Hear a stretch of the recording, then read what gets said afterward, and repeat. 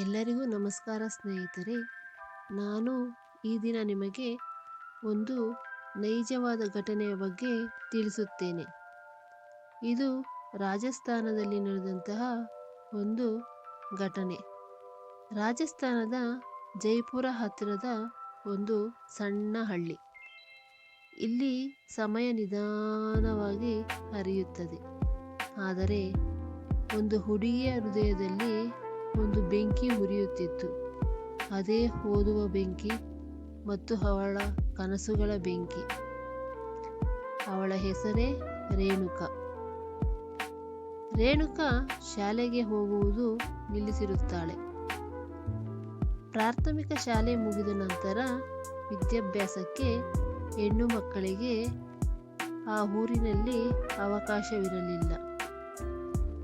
ಇದರ ಜೊತೆಗೆ ಮನೆಯಲ್ಲಿ ಕಡು ಬಡತನ, ಅನಾರೋಗ್ಯ. ಇದರಿಂದ ಅವಳು ಪ್ರತಿದಿನ 4 ಕಿಲೋಮೀಟರ್ ನಡೆದು ನೀರು ತರುವುದು, ಹಸು ಮೇಯಿಸುವುದು, ಕಸ ತಳ್ಳುವುದು, ಈ ರೀತಿ ಮನೆಗೆಲಸವನ್ನು ಮಾಡುತ್ತಿದ್ದಳು. ಆದರೆ ಅವಳು ಓದಬೇಕೆಂಬುವ ಛಲ ಅವಳನ್ನು ಬಿಟ್ಟಿರಲಿಲ್ಲ. ಅವಳು ನೀರು ತರುವಾಗಲೂ ಅವಳ ಕೈಯಲ್ಲಿ ಪುಸ್ತಕಗಳು ಇರುವ ರೀತಿ ಅವಳು ಯೋಚಿಸುತ್ತಿದ್ದಳು. ಯಾವುದೇ ಕೆಲಸವನ್ನು ಮಾಡುತ್ತಿದ್ದರೂ ಅವಳ ಮನಸ್ಸಿನಲ್ಲಿ ಪುಸ್ತಕಗಳೇ ಬರುತ್ತಿದ್ದವು. ರಾತ್ರಿ ಎಲ್ಲರೂ ಮಲಗಿದ ನಂತರ ಮನೆಗೆಲಸವನ್ನು ಮುಗಿಸಿ ದೀಪದ ಬೆಳಕಿನಲ್ಲಿ ಓದುತ್ತಿದ್ದಳು. ಅವಳು ಕಣ್ಣಿಗೆ ನೀರನ್ನು ಹಾಕಿಕೊಂಡು ಓದುತ್ತಿದ್ದಳು. ಒಂದು ದಿನ ಊರಿನ ದೊಡ್ಡವರು ರೇಣುಕಾ ಓದುವುದನ್ನು ಗಮನಿಸಿದರು. ಆಗ ಇದು ನಮ್ಮ ಊರಿಗೆ ವಿರೋಧವಾಗಿ ಮಾಡುತ್ತಿರುವ ಕೆಲಸ. ಹೆಣ್ಣು ಮಕ್ಕಳು ಓದಿ ಏನು ಮಾಡ್ತಾರೆ, ಮದುವೆಯಾಗಬೇಕು ಎಂದು ಮನೆಯಲ್ಲಿ ಜಗಳ ಉಂಟು ಮಾಡಿದರು. ಆಗ ರೇಣುಕಾ ಅಳುತ್ತಾ ಇದ್ದಳು. ಆದರೆ ಮತ್ತೆ ಎದ್ದು ಓದುವುದು. ಒಂದು ದಿನ ಪುಸ್ತಕ ತೆಗೆದುಕೊಂಡು ಹೋಗುತ್ತಿದ್ದಾಗ ಹಿರಿಯರು ಛೀಮಾರಿ ಸಹ ಹಾಕಿದರು. ಒಂದು ದಿನ ಅವರ ಹಳ್ಳಿಗೆ ಜಿಲ್ಲಾಧಿಕಾರಿಗಳು ಬಂದರು. ಅವಳು ಮಹಿಳೆಯಾಗಿದ್ದರಿಂದ ರೇಣುಕಾಳ ಕಣ್ಣಲ್ಲಿ ಸಂತೋಷ ಉಂಟಾಯಿತು. ಅವಳ ಜೊತೆ ಮಾತನಾಡಲು ಬಯಸುತ್ತಿದ್ದಳು. ಜಿಲ್ಲಾಧಿಕಾರಿಗಳು ಸಹ ಶಿಕ್ಷಣದ ಬಗ್ಗೆ ಹೇಳಲೇ ಬಂದಿದ್ದರು. ಅವರು ಶಿಕ್ಷಣವೇ ನಿಮ್ಮ ಆಯುಧ, ಶಾಲೆಗೆ ಹೋಗಿ ಒಳ್ಳೆ ಕೆಲಸಗಳನ್ನು ಸೇರಿಕೊಳ್ಳಿ ಎಂದು ಹೇಳುತ್ತಿದ್ದರು. ಆಗ ರೇಣುಕಾ ಧೈರ್ಯ ಮಾಡಿ ಜಿಲ್ಲಾಧಿಕಾರಿಗಳೊಂದಿಗೆ ತನ್ನ ಕನಸುಗಳನ್ನು ಹೇಳಿದಳು. ಆಗ ಜಿಲ್ಲಾಧಿಕಾರಿಗಳು ರೇಣುಕಾಳಿಗೆ ಪುಸ್ತಕಗಳು ಮತ್ತು ಸ್ಕಾಲರ್ಶಿಪ್ ಕೊಡಿಸಿ ಅವಳ ವಿದ್ಯಾಭ್ಯಾಸಕ್ಕೆ ಸಹಾಯ ಮಾಡಿದಳು. ಆಗ ರೇಣುಕಾ ನಗರಕ್ಕೆ ತನ್ನ ಪಯಣವನ್ನು ಸಾಗಿಸಿದಳು.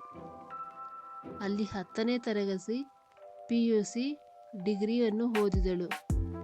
ಅಲ್ಲಿನ ವಾತಾವರಣ ತುಂಬ ಕಠಿಣವಾಗಿತ್ತು.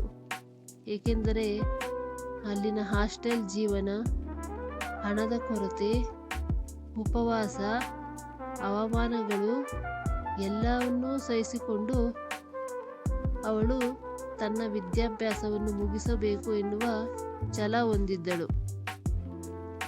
ಒಂದು ದಿನ ಮನೆಯಿಂದ ಮದುವೆಗೆ ಬಾ ಎಂದು ಫೋನ್ ಮಾಡಿದರು.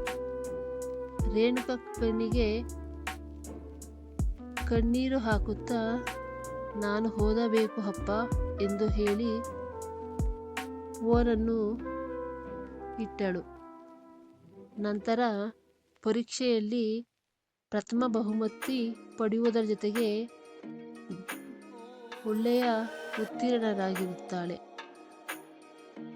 ರೇಣುಕಾ IAS ಆಫೀಸರ್ ಆಗಿ ಅದೇ ಹಳ್ಳಿಗೆ ಕಾರಿನಲ್ಲಿ ಬಂದು ಇಳಿಯುತ್ತಾಳೆ.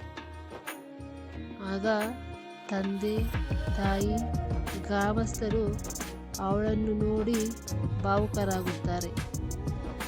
ರೇಣುಕಾ ಹಳ್ಳಿಯ ಹೆಣ್ಣು ಮಕ್ಕಳ ಜೊತೆ ಮಾತನಾಡಿ ಎಲ್ಲರಿಗೂ ವಿದ್ಯಾಭ್ಯಾಸದ ಬಗ್ಗೆ ಅರಿವು ಮೂಡಿಸುತ್ತಾಳೆ.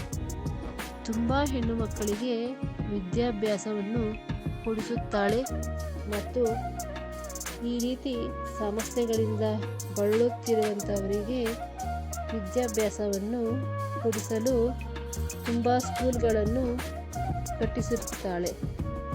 ಒಟ್ಟಾರೆಯಾಗಿ ಹೆಣ್ಣು ಅಂದುಕೊಂಡರೆ ಎಲ್ಲವನ್ನೂ ಸಾಧಿಸಬಹುದು ಎಂದು ಈ ರೇಣುಕಾಳ ಕಥೆಯಲ್ಲಿ ನಮಗೆ ತಿಳಿದು ಬರುತ್ತದೆ.